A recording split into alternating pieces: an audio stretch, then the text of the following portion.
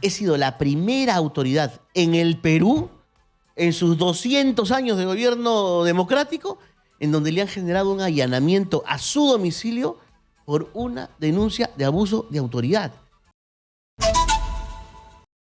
Viene el ministro del Interior, pero yo les voy a leer las cifras del SINADEF, cifras oficiales, cifras que el ministro del Interior ha dicho que están equivocadas. ¿Cuán equivocadas están? ¿Se ha hecho alguna reestructuración? El ministro me dirá si se reestructuró o no se reestructuró, pero la cosa es que las cifras del SINADEF siguen avanzando sin ningún...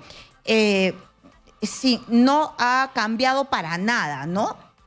A ver, homicidios, muerte violenta, esta es una muerte trágica, violenta. Homicidios, 418 muertos por homicidio.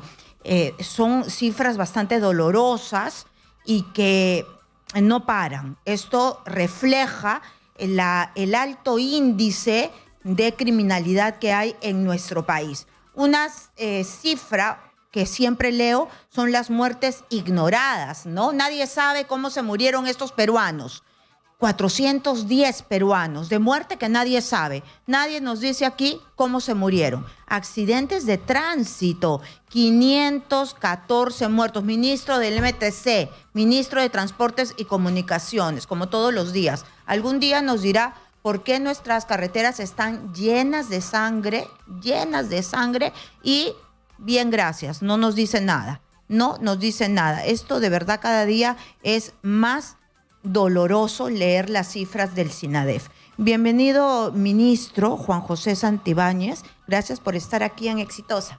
Muchísimas gracias por la invitación. Muchas gracias por estar aquí. Ministro, ya que hemos empezado con las cifras del SINADEF, lo primero que recuerdo es que usted dijo que las cifras de este portal oficial estaban equivocadas, que le sobraban cifras a los muertos en homicidios. ¿Qué pasó? Iba a conversar con el ministro de Salud y después hubo un silencio. El ministro de Salud dijo que iba a haber una reorganización, iba a ver qué estaba pasando. Pero sin embargo, no hemos tenido respuestas y las cifras siguen creciendo. Sí, mira, yo te agradezco que tú me hagas la pregunta. Definitivamente el ministro en su oportunidad refirió ese tema. Nosotros por nuestro lado, desde la Policía Nacional, seguimos trabajando en nuestro cuadro de incidencia y en nuestro cuadro de cifras. Y efectivamente, los homicidios reflejan, si nosotros consideramos el tema del SINADEF, estas muertes que penosamente tenemos que seguir nosotros combatiendo el tema de la lucha contra la inseguridad. Pero déjame decirte una cosa con respecto a este tema. Yo acabo de llegar justamente del CLASI, de la reunión que hemos tenido de todos los ministros del Interior del mundo, y en donde se hizo justamente un análisis por región de los cuadros de incidencia de homicidio. Y el Perú está en el puesto 26 de la región. ¿De cuántos? Es decir, que existen 31 países de la región. Estamos por encima de El Salvador, estamos por encima de otros países, como por ejemplo Argentina.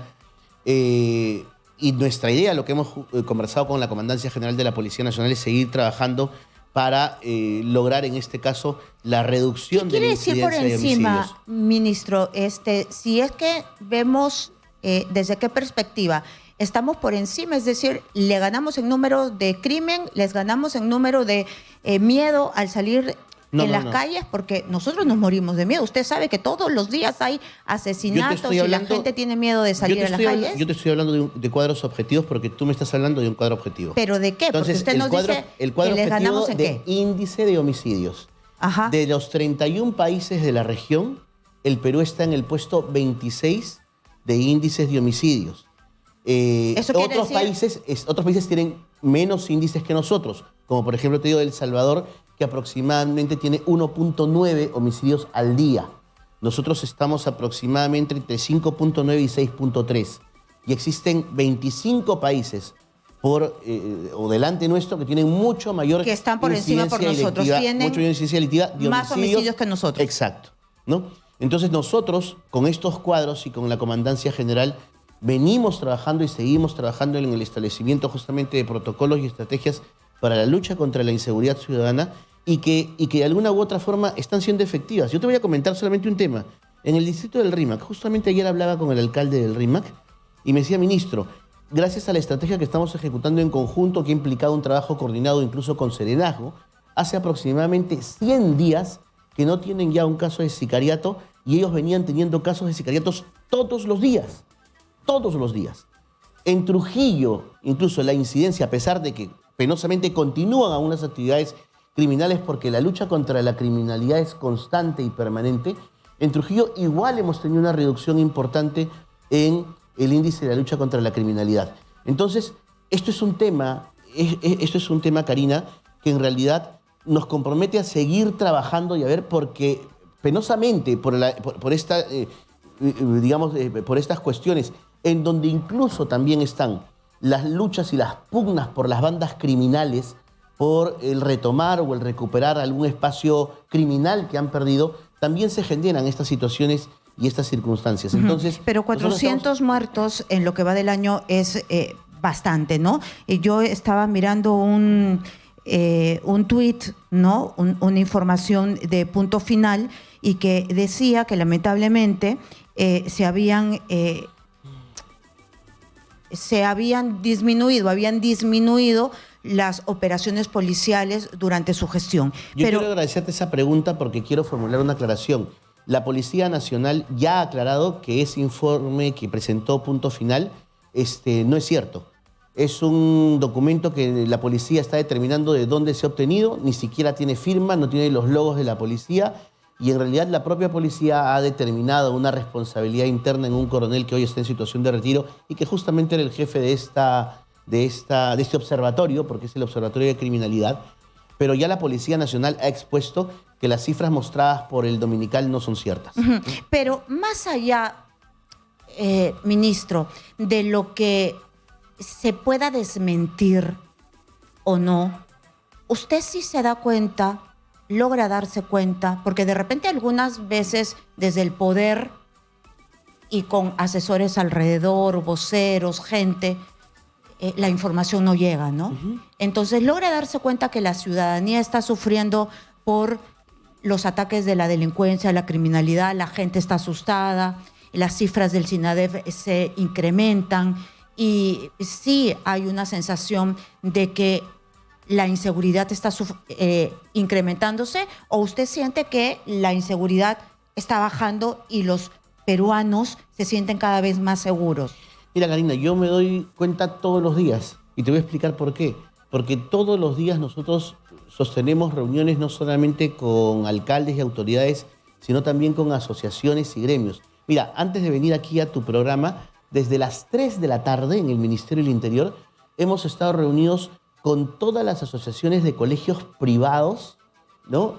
Con más de 13 representantes de colegios privados, que justamente estamos viendo el tema de la problemática de la extorsión en los colegios privados. Aproximadamente ya la cifra la tenemos, 415 colegios que en este momento están siendo extorsionados. En diversa magnitud. Y hemos estado con todos los representantes planteando justamente las alternativas de solución que nosotros ya las veníamos trabajando desde el mes de enero con el Ministerio de Educación. Y conversábamos sobre estas realidades y sobre lo que nosotros desde ya vamos a ejecutar en el Plan de Seguridad Ciudadana Retorno Seguro a Clases desde el día lunes. Pero no solamente con ellos, como te repito, con alcaldes y autoridades. En el 2023, las anteriores gestiones en el Ministerio del Interior se reunieron con 263 alcaldes. Desde el 16 de mayo del 2024 hasta el día de hoy, yo me he reunido con más de 1000 alcaldes. Y eso es una información pública, pueden solicitarlo, porque fueron 800 alcaldes en el año 2024 y en lo que va del 2025 con más de 265 alcaldes y autoridades. Y lo que estamos haciendo es generando justamente programas no solo de prevención, sino también de ejecución inmediata de inseguridad. Yo te quiero decir algo, Karina, y esto yo lo he referido y quizás y por eso es que incluso lo hemos expuesto a los gremios empresariales. Cuando yo recibí el Ministerio del Interior el 16 de mayo del 2024, Karina, yo no recibí una papa caliente, yo recibí una papa quemada. Claro, pero ya el 85% sí, casi a un año, ¿no? Entonces ya correcto. Estamos en una gestión plena. Pero fíjate, sí pues, pero para luchar contra la delincuencia tienes que tener herramientas. Si no las tienes, ¿cómo luchas? Nosotros nos hemos encargado de tener el presupuesto más importante este año para la lucha contra la criminalidad, más de 12.000 millones. El parque automotor, que al 16 de mayo que yo recibí no funcionaba en un 85%, hoy se ha reducido un 42%. Tenemos 3.000 vehículos nuevos más, donados, regalados, entregados por alcaldes o gobiernos regionales o empresas privadas o adquiridos por el ministerio, como quieras. ¿Cuántos Pero policías están más 3.000 hay? más. A ver, nosotros aproximadamente al año tenemos un egreso de 5.500 efectivos policiales entre oficiales y personal de señores suboficiales. Pero a su vez pasan también a la situación de retiro un aproximado de 4.000. Entonces, nosotros tenemos una brecha hoy por hoy de aproximadamente 60.000 efectivos Por policiales. eso le preguntaba, porque se necesitaba y ustedes iban a acelerar este proceso Sí, para tener. ¿Cuántos han logrado? No, en este momento tener? nosotros en este momento estamos presentando el proceso de asimilación para 1.500 efectivos policiales, que va a ser un proceso de asimilación bastante rápido. Pero porque todavía uno de no los tenemos requisitos- ni uno más. Porque uno de los requisitos, no, tenemos los que han egresado, pues lo que es lógico. Porque, a ver, el tema de la formación policial, ten en cuenta que de acuerdo a la Sí, SUNEDU, lo entendemos. la formación de oficiales tiene que ser con un mínimo de 5 años y la formación de suboficiales tiene que ser con un mínimo de 3 años. Eso es para que puedan obtener el título profesional.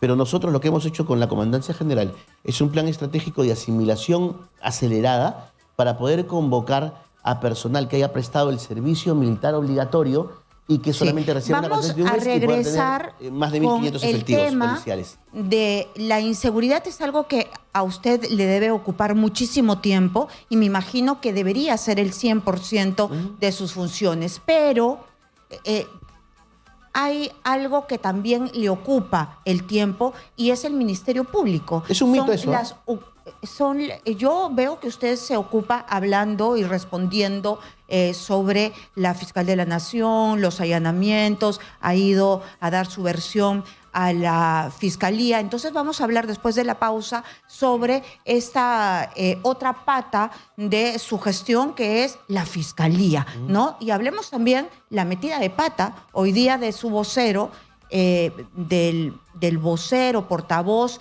del Ministerio del Interior, que dijo que una de las víctimas de una balacera, un adolescente, estaba muerto y está vivo. Y Pero el se rectificó. premier, y el Se rectificó. premier ha dicho a toda la prensa que debería el ministro o el ministerio rectificarse, ¿no? Sí. Y además la familia nos ha dicho a nosotros que ni una llamada les han dado para saber cuál es la situación de este muchacho. Quiero saber, porque todos estos días el Ejecutivo en pleno ha hablado de la Fiscal de la Nación, no a favor sino en contra, desde la Presidenta de la República hasta todos los ministros, hasta usted, ¿no? Desde el golpe blando hasta usted y el allanamiento. Es que están en contra de sus métodos, no le gusta, quiere que se vaya del cargo por incompetente, o qué le encuentra usted a la fiscal. ¿Es porque la está investigando o qué pasa allí que todos hablan en contra de la Fiscal de la Nación? No, Karina, mira, yo creo que un Estado de Derecho no solamente está garantizado por un sistema democrático, sino también un sistema de poderes imparcial. Los poderes constitucionalmente son 3, el Ejecutivo, el Legislativo y el Judicial. El Ministerio Público no es un poder del Estado. El Ministerio Público más bien tiene la obligación con respecto a todos los peruanos de actuar con imparcialidad. Y el actuar con imparcialidad no es otra cosa que tratar a todos con la misma moneda. Tratar a todos o toda circunstancia o toda situación de la misma forma. Porque la imparcialidad forma parte del sistema de justicia, del debido proceso e incluso a un tema de discriminación. Las actuaciones, creo yo, de la Fiscal de la Nación... Porque usted se siente discriminado porque lo investigan. No. A ver, Entonces, estamos hablando de tratos igualitarios. Y el respeto al trato igualitario significa que una persona, sobre todo cuando es autoridad, pueda medir a otra con la misma vara. O sea, sería, por ejemplo, irreal o ilógico que el ministro del Interior trate, por ejemplo, a un alcalde de una provincia distinto que a un alcalde de un centro poblado. claro, pero ¿cómo ¿Correcto? no lo miden a usted con la misma vara si es que le han dicho varias veces vaya a hacer la prueba de voz ver, y usted a ver, ha llegado hasta el centro de discúlpeme, peritaje a ver, y no se ha hecho la prueba A de ver, voz? Karina, y mira, fíjate tú, hay un fiscal supremo que tiene un video en donde ordena a otro fiscal, que es un Pablo fiscal... Sánchez. No, Pablo Ali Sánchez. Dele. Pablo Sánchez. que ordena al fiscal Rurush la suspensión de una diligencia fiscal por teléfono y que luego está la declaración de este fiscal, están las pruebas, eso aquí y en la China es tráfico de influencias. Entonces, usted está esperando que la fiscal... Lo que aquí debió suceder... Lo encauce para que usted se ponga, digamos, a derecho. Lo que aquí debió suceder, en el caso de la Fiscalía, es formalizar la investigación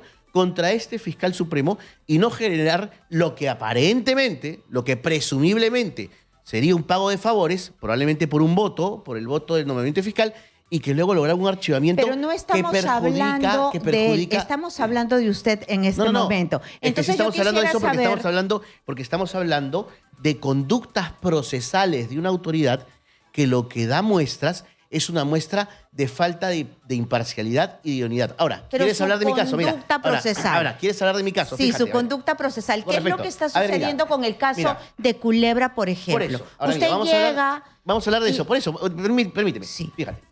No a mí se me denuncia... La prueba de voz. No, a mí se me denuncia por delito de abuso de autoridad. Una conducta que probablemente, creo yo, el 90% de funcionarios públicos puedan tener una denuncia de ese tipo. Pero avancemos rápidamente porque usted me dijo aquí que era la voz de Carlos Álvarez. Cuando está frente al micrófono no quiere hacer la prueba de voz. ¿Por qué? A ver, déjame terminar con esta idea, por favor. Es una denuncia de abuso de autoridad que ni siquiera tiene una pena de privación de libertad.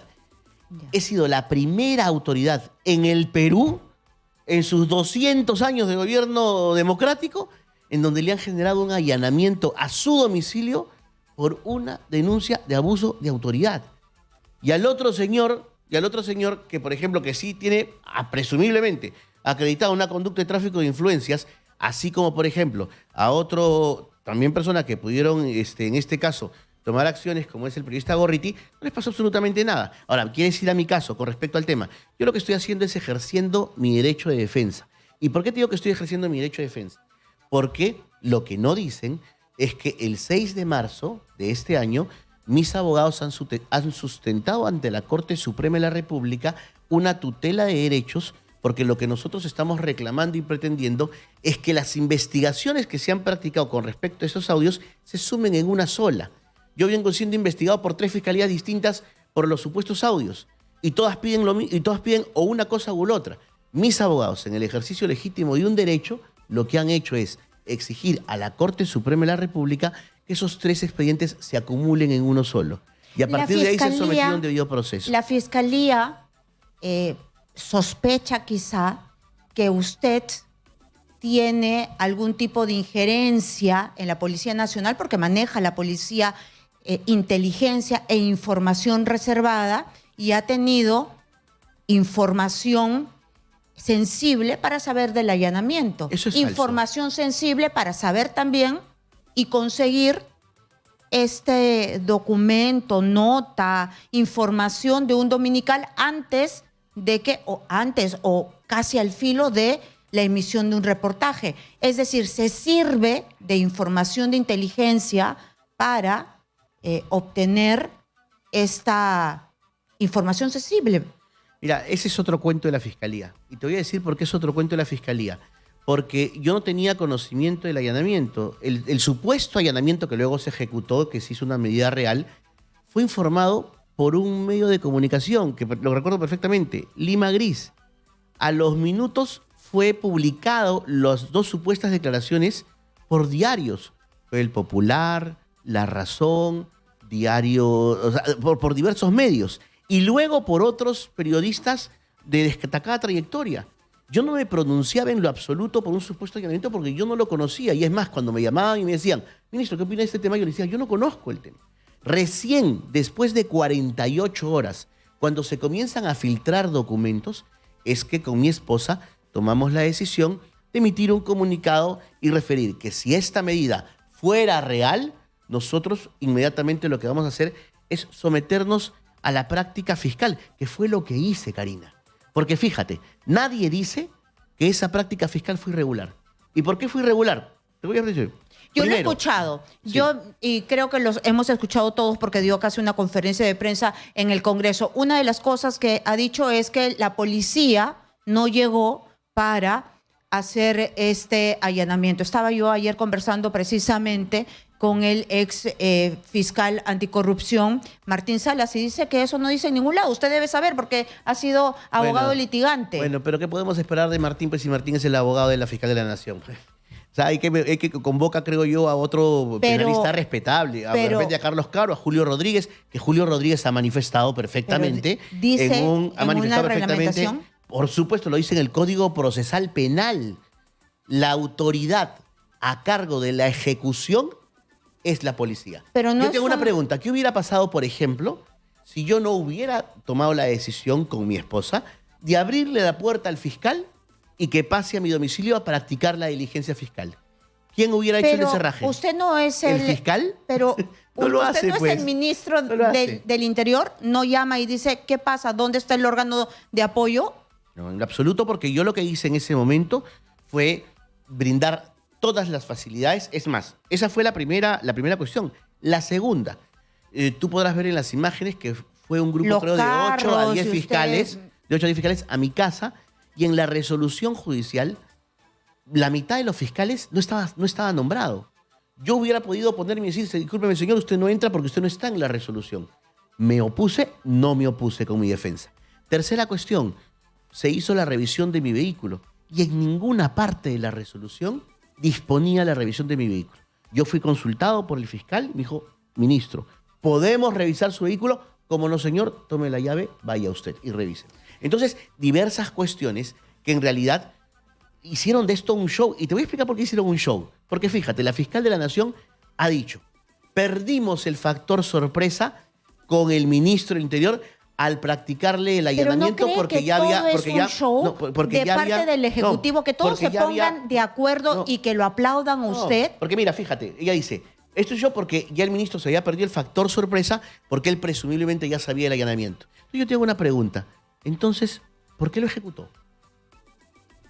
¿Para qué lo ejecutó? Si presumiblemente el factor sorpresa se había perdido. Para un show. Para un circo. ¿Y qué es lo que ella quería hacer? ¿Y qué le pareció las palmas, los abrazos y después todos, que coincidan todos los ministros del Ejecutivo? Nadie tiene un pensamiento distinto. Todos piensan igual. Yo tengo que agradecer. Lo que pasa es que hay una cuestión. Yo tengo que agradecer en este caso la solidaridad en nombre mío y de mi familia de la señora Presidenta de la República y de los ministros que lógicamente han sido o son testigos permanentes de este acoso constante que nosotros estamos recibiendo por parte de la Fiscalía. Y fíjate, te voy a informar algo, por si acaso, para que luego no se sepa. A ver. El día de hoy, hace 3 horas, 3 medios de comunicación que han sido diarios, exactamente, están en las redes sociales. ¿Pero qué es El lo que Popular, La Razón, han dicho que la fiscal ha presentado un nuevo pedido de allanamiento en mi casa. Y yo me he enterado por los medios y por las redes. O sea, ¿qué resulta? Que ahora la fiscal, ¿qué va a decir? Que estoy enterado del tema por un servicio de inteligencia. Eso es absurdo. Eso nosotros no lo ejecutamos, por eso no yo lo practicamos. Le decía y en que realidad, su gestión tiene dos rutas. La inseguridad y el tema de defenderse, defenderse o pelearse con la fiscalía. Ahora vayamos al tema del monstruo, porque el monstruo es de verdad un monstruo que está aterrorizando a la sociedad. Ayer hemos visto cómo entraron a una barbería y balearon a un sereno. Y este sereno ha dicho que le dio información a 2 policías y resulta que era del monstruo. ¿Cómo es que después de unas horas lo balean? A ver, yo no quisiera pronunciarme sobre este tema, Karina, porque este tema está en investigación. Lo que sí te puedo referir es que nosotros estamos en un trabajo muy fuerte de inteligencia por la ubicación de no solamente de este delincuente, sino también de John el Pulpo, por ejemplo, que también es otro objetivo para nosotros sumamente importante porque están liderando un mercado de las organizaciones criminales y esto está en investigación porque aparentemente esta información se contradice con la información de inteligencia que nosotros tenemos. Entonces, mayores detalles no puedo brindarte, está en investigación, pero aquí nosotros vamos a esperar a lo que en este caso resuelva tanto el órgano de inspectoría como la propia división de investigación criminal y la división de secuestros y extorsión que están a cargo en este momento de del análisis de esta información. ¿Están siquiera cerca del monstruo? Su vocero me dijo, cuando recién fue designado, que estaba fuera del país, el monstruo. ¿Qué información le tiene para la población? Ni siquiera para mí, sino que... Mira, yo te quiero referir, son informaciones que nosotros estamos manejando directamente con la Policía Nacional del Perú, y no solamente con la policía, sino que con otras policías de Latinoamérica, a razón justamente del viaje que yo hice hace una semana, donde hubo la reunión de todos los ministros del Interior. En esa reunión hemos podido compartir las identidades de los más buscados por el Perú. Hemos podido coordinar con las policías de Latinoamérica y comandos especializados en la lucha contra la criminalidad, así como nosotros les hemos compartido, ellos también nos han compartido información valiosa. Y estamos, como reitero, en este momento hay un equipo especial conformado por agentes de la Divisa y de la Digimin que están detrás de estos objetivos. Mientras tanto, nos ponemos a rezar. No, yo creo que pronto vamos a tener resultados del trabajo que se está haciendo. Vladimir Cerrón, ya nos olvidamos de él ya porque ni rastros. No, a ver, yo te vuelvo a repetir, nosotros tenemos objetivos claramente establecidos, el señor está dentro de los más buscados, dentro del régimen de los más buscados, y tenemos ya, se ha constituido un equipo especial que está justamente detrás de objetivos determinados. Y el señor Cerrón sí es un objetivo para nosotros. El tema que yo le pregunté antes de irme a la pausa, es un error del vocero, pero no se debe cometer, ¿no? Un adolescente que él dice que está muerto y no está muerto, la madre muy dolida salió a decir que el ministerio no se había comunicado con ella. Durante la mañana salió aquí en Exitosa, y el ministro Adrián Sen ha dicho que el Ministerio del Interior se tenía que rectificar, y creo que lo han hecho, ¿no? Sí, el vocero se ha rectificado, y no solamente eso, sino que en el transcurso de la mañana-tarde, la Policía Nacional del Perú ya ha tenido contacto con la familia, y estamos en este momento en todo el proceso de investigación, ¿no? El vocero, por lo menos va a ser más delicado, van a tener un poquito más de consideración con ese tipo de noticias. No, siempre se tiene que tener consideración, Karina, con la información que se brinda. Pero mira, yo he conversado con mi equipo y con el área para que tengan muchísimo más resguardo y muchísimo más información antes de dar cualquier tipo de comunicación, ¿no? Pero creo que es importante, en este caso también, como lo ha hecho el vocero, reconocer este error y rectificarse, como lo ha hecho. Penosamente ha ocurrido ese tema con un caso bastante sensible, pero yo estoy absolutamente convencido que no va a volver a suceder. Usted me va a decir que las encuestas no le interesan. No, no me interesa. Sí, pero le voy a preguntar, porque a usted no le interesan, pero es un termómetro, una fotografía del momento. Y lo que dice una encuesta publicada el día de hoy por Perú 21 y por Ipsos. Perú 21. Tampoco le gusta el periódico.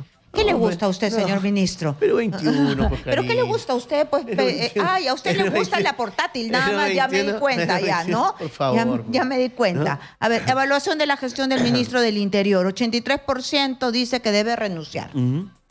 ¿Ya? ¿Y el otro porcentaje? No le dice nada. ¿Y el otro porcentaje?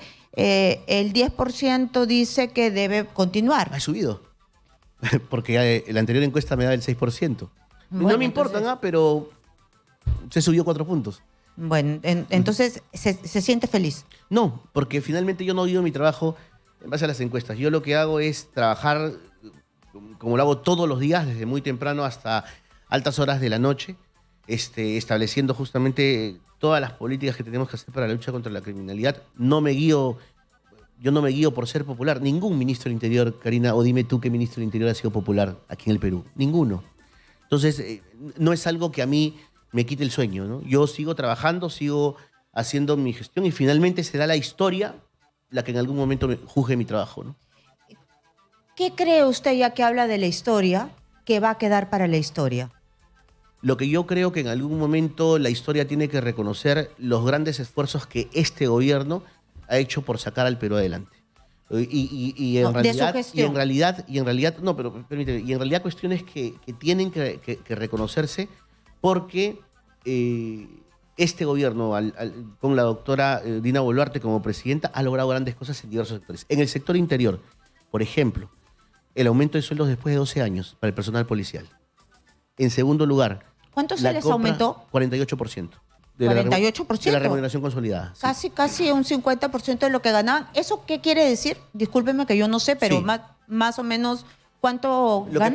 que pasa es que los efectivos policiales tienen un sueldo y aparte los bonos que estaban considerados que juntos suman una remuneración consolidada. Es decir, por ejemplo, un suboficial de tercera puede ganar 2.800 soles.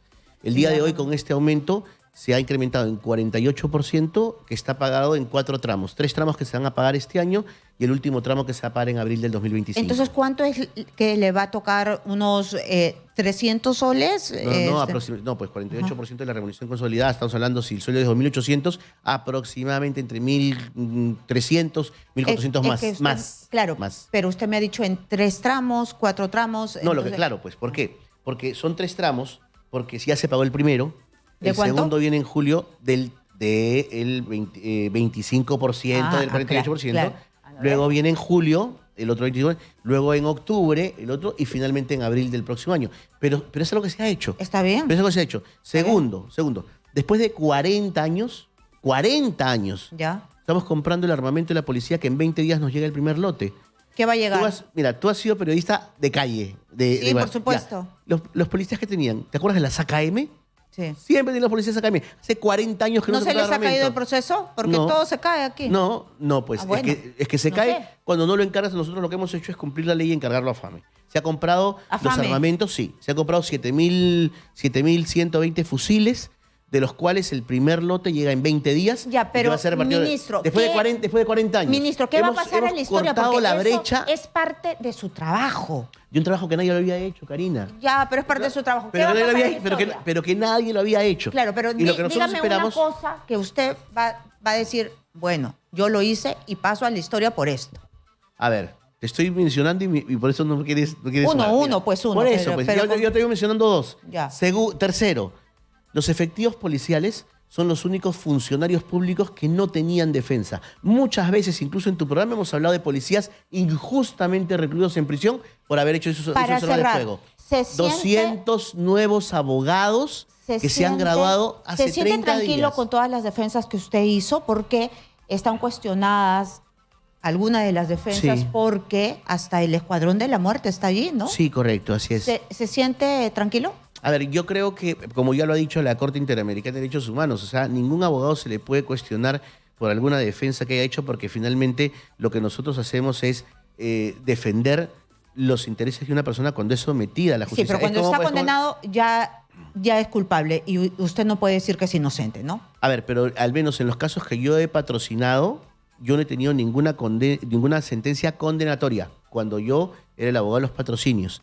Y en los casos, por ejemplo, que se han cuestionado, entre comillas, ¿no? Un dominical cuestionó unas defensas que nosotros hicimos, se han planteado habeas corpus, ha declarado fundado el Tribunal Constitucional los habeas corpus, y no porque la defensa haya sido ejercida por Santibáñez, sino porque hay un informe legal del maestro Manuel Cancio Melia, el principal, probablemente abogado penalista del mundo, que dijo que ese proceso había sido mal llevado y era nulo. Entonces, son diversas cuestiones que a veces se informan de manera parcializada y que pretenden cuestionar defensas que en su oportunidad se dieron, pero que en realidad que cuando yo las he ejercido no he tenido ninguna sentencia condenatoria. De acuerdo, ministro. Muchas gracias por estar No, aquí. Karina, gracias a Ha ti. estado en Exitosa el ministro del Interior para darnos algunas explicaciones que siempre son buenas Sí, por supuesto. para la población, y los ministros tienen que comparecer ante la población, y esta es la manera mediante los medios de comunicación. Muchas gracias.